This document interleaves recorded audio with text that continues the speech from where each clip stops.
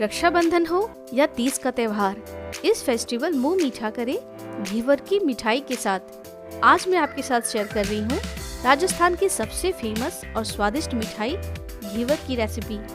न तो घोल के फटने का डर और न ही घेवर के टूटने और बिखरने का डर। आप भी बिना किसी परेशानी के परफेक्ट हलवाई स्टाइल क्रिस्पी और जालीदार मलाई घेवर घर में बहुत ही आसानी से बना सकते हैं। कुछ खास टिप्स एंड ट्रिक्स मैंने इस वीडियो में आपके साथ शेयर की हैं और साथ ही परफेक्ट मेजरमेंट के साथ घोल बनाने का तरीका भी बताया है इस वीडियो में, जिससे आपके घेवर काफी क्रिस्पी, जालीदार और लंबे समय तक क्रंची बने रहेंगे।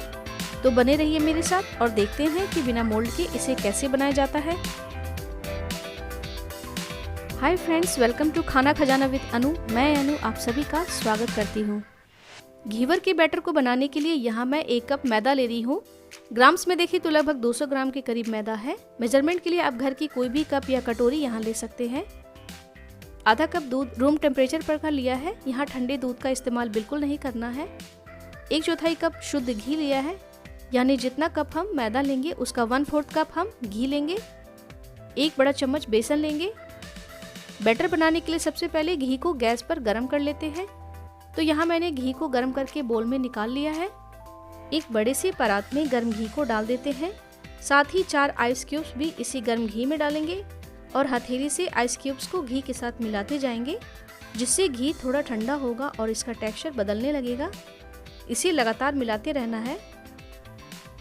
यहाँ हमें ध्यान देना है कि घी में दाने बिल्कुल नहीं बने, इसलिए एक ही डायरेक्शन में इसे हम मिलाते जाएंगे, जिससे घी का जो टेक्सचर है वो क्रीमी और बहुत ही लाइट हो जाएगा।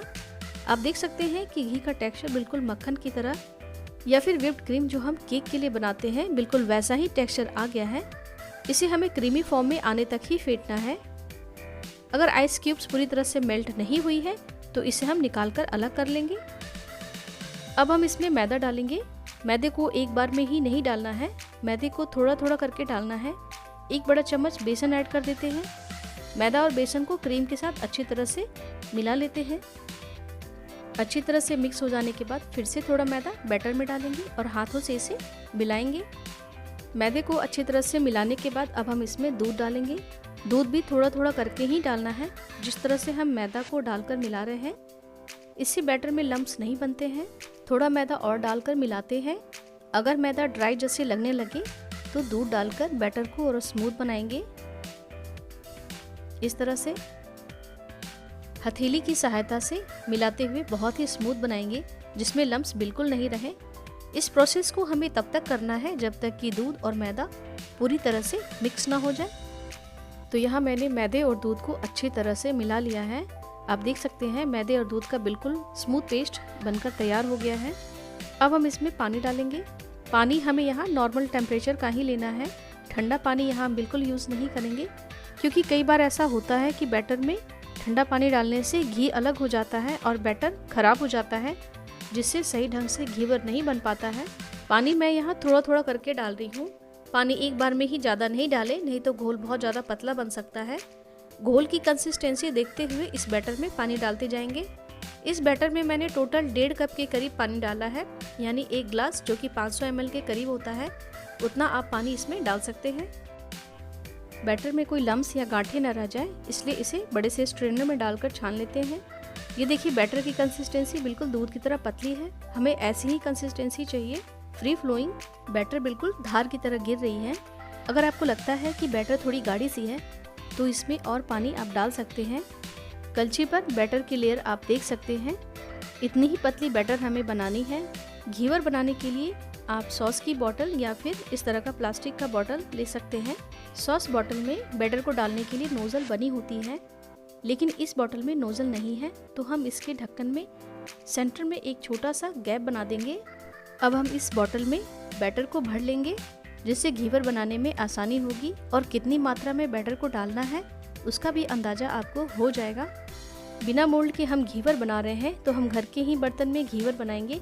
इसके लिए इस तरह का छोटा या बड़ा पतीला ले सकते हैं। अगर पतीला गहरे तले का या लंबा हो तो ज़्यादा अच्छा है। अगर आप बड़ा घेवर बनाना चाहते हैं तो इस तरह के बड़े कढ़ाई में आप बना सकते हैं, यानी जितना बड़ा या छोटा आपका बर्तन होगा उसी साइज़ का घेवर बनेगा। तो यहाँ मैं पतीले में ही घेवर बना रही हूँ। घीवर बनाने के लिए यहाँ मैं शुद्ध घी का इस्तेमाल कर रही हूँ। घी की मात्रा पतीले का 1/3 यानी आधे से थोड़ा ज़्यादा ही घी लेना है, क्योंकि जब हम गर्म घी में बैटर को डालेंगे तो घी ऊपर की ओर आएगा, इसलिए ऊपर से पतीला खाली ही रखेंगे। अगर इससे ज़्यादा घी रखते हैं तो घी पतीले से बाहर की ओर आ जाएगा। अगर घी की मात्रा पतीले के आधे से कम है तो आपका घीवर सही ढंग से नहीं बन पाएगा। इसके साथ ही किसी दूसरे पैन में थोड़ा घी लेकर के गरम करेंगे, जिससे अगर घीवर पैन से चिपक जाए तो ऊपर से भी घी डाल सकते हैं। घी को हाई फ्लेम पर गरम करेंगे। घीवर बनाने से पहले बैटर को 2 से 3 बार अच्छी तरह से चला लें, इससे मैदा तले में जाकर बैठेगा नहीं। आप यहाँ घी की जगह ऑयल में भी बना सकते हैं, लेकिन घी में घीवर का टेस्ट बहुत ही अच्छा आता है और काफ़ी क्रिस्पी बनती है। फ्लेम को थोड़ा कम कर देते हैं, जिससे घीवर जले नहीं। घी गर्म हो चुका है। अब हम बॉटल से थोड़ा थोड़ा करके बैटर को घी में डालते जाएंगे। बैटर को पतीले के बीच में ही डालेंगे, जिससे बीच में एक गैप सा बनने लगेगा। बस हमें इसी गैप में बैटर को डालना है। जैसे ही हम बैटर को घी में डालते हैं, बैटर एकदम से ऊपर की ओर आकर चारों तरफ फैल जाता है। इसे सेट होने देते हैं। 5 से 6 सेकंड के लिए रुककर फिर से दूसरी धार ऊपर से गिराते हैं। आप देखेंगे कि बैटर ऑयल में बिखरकर एक दूसरे के साथ जुड़ते हुए जाल जैसा बना रहा है। इस प्रोसेस को हम ऐसे ही करते जाएंगे। बैटर को पतीले के ऊपर थोड़ी ऊंचाई पर से ही गिराएंगे, जिससे एक धार जैसी गिरे। 2 से 3 चम्मच के बराबर ही बैटर की धार जैसे बनाते हुए गिराएंगे। अगर घीवर के बीच में गैप जैसा नहीं दिख रहा है तो आप किसी बेलन से या चम्मच से गैप बना सकते हैं और फिर इसी गैप में बैटर को डालते जाएंगे।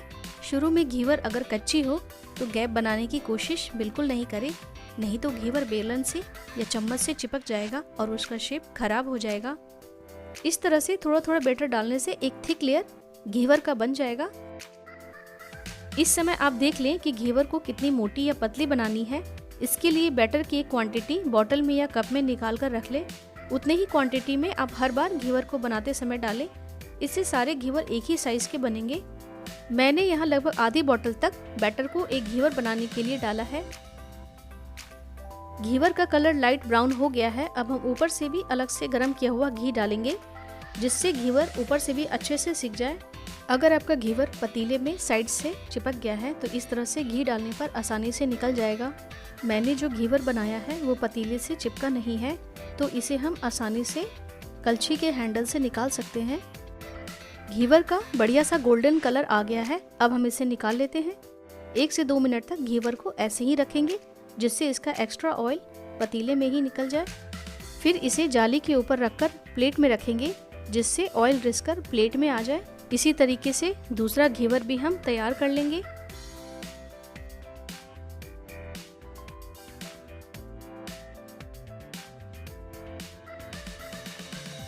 अब मैं एक घीवर कलछी से भी बनाकर दिखाती हूँ। घी बहुत गर्म है, इस वजह से घी काफ़ी ऊपर तक आ रहा है, इसलिए इस समय बैटर डालते समय काफ़ी केयरफुल रहें। पतीले से दूरी बनाकर रखें, जिससे गर्म घी के छींटे हाथों पर नहीं पड़े।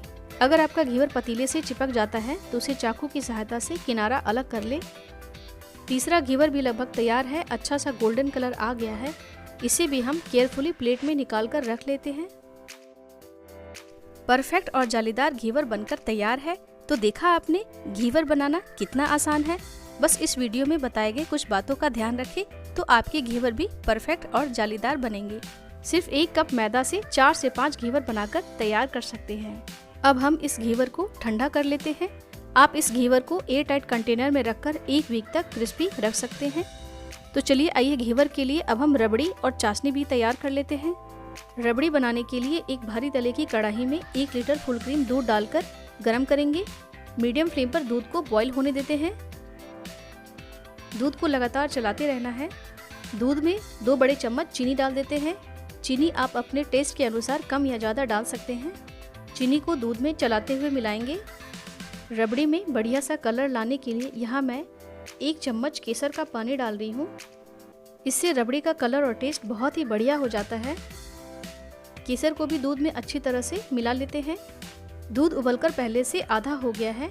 कढ़ाई में साइड से मलाई इकट्ठी हो रही है, तो उसे स्पैचुला से स्क्रैप करते हुए निकालते जाएंगे, जिससे लच्छेदार रबड़ी तैयार होगी। स्पैचुला से लगातार चलाते रहें, नहीं तो रबड़ी जल सकता है। इसे 5 से 10 मिनट के लिए और गाढ़ा करना है। ये देखिए दूध काफ़ी गाढ़ी हो चुकी है। अब हम गैस के फ्लेम को ऑफ कर देते हैं।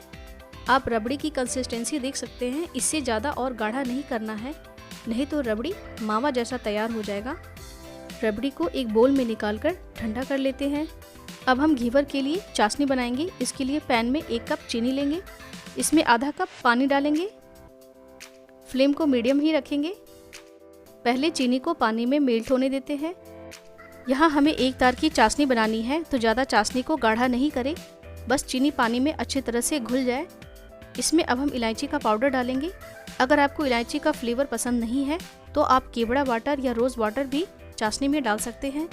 चाशनी में आधे चम्मच नींबू का रस डालेंगे। इससे जब चाशनी ठंडी होगी तो क्रिस्टल्स नहीं बनेंगे। स्पैचुला से लगातार चलाते रहें। अब हम चाशनी को चेक कर लेते हैं। आप देख सकते हैं कि एक तार जैसी बनने लगी है। अब हम फ्लेम को ऑफ कर देते हैं। चाशनी को एक बोल में निकालकर इसे भी ठंडा होने देते हैं। ध्यान रखिए, जब चाशनी पूरी तरह से ठंडी हो जाए तभी चाशनी घेवर पर लगाएंगे। सबसे पहले हम रबड़ी वाला घेवर बनाते हैं। इसके लिए घेवर को जाली के ऊपर रखेंगे। घेवर के ऊपर चारों तरफ अच्छी तरह से चाशनी लगाएंगे। घेवर से जो एक्स्ट्रा चाशनी निकलेगी वो नीचे प्लेट में आ जाएगी, इसलिए ज़्यादा या कम चाशनी आप अपने टेस्ट के अकॉर्डिंग ही लगाइए। अब हम घेवर के ऊपर चम्मच की सहायता से रबड़ी लगाएंगे। अच्छी तरह से चारों ओर फैला लेते हैं। रबड़ी लगाने के बाद इसके ऊपर बारीक कटे हुए पिस्ता और बादाम से गार्निश करेंगे।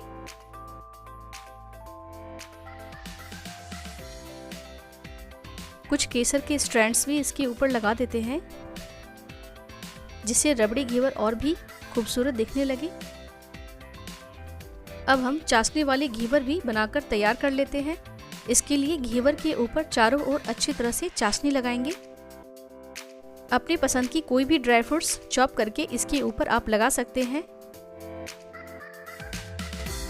और ये लीजिए, मलाई घेवर और चाशनी घेवर दोनों सर्व करने के लिए बनकर तैयार है। तो फ्रेंड्स, कैसी लगी ये शानदार रेसिपी? मुझे कमेंट करके ज़रूर बताइएगा। वीडियो अच्छी लगी तो लाइक और बेल आइकन को प्रेस करने के साथ सब्सक्राइब ज़रूर कर लीजिएगा। मिलते हैं अगले वीडियो में ऐसी ही शानदार रेसिपी के साथ। तब तक के लिए बाय बाय, टेक केयर।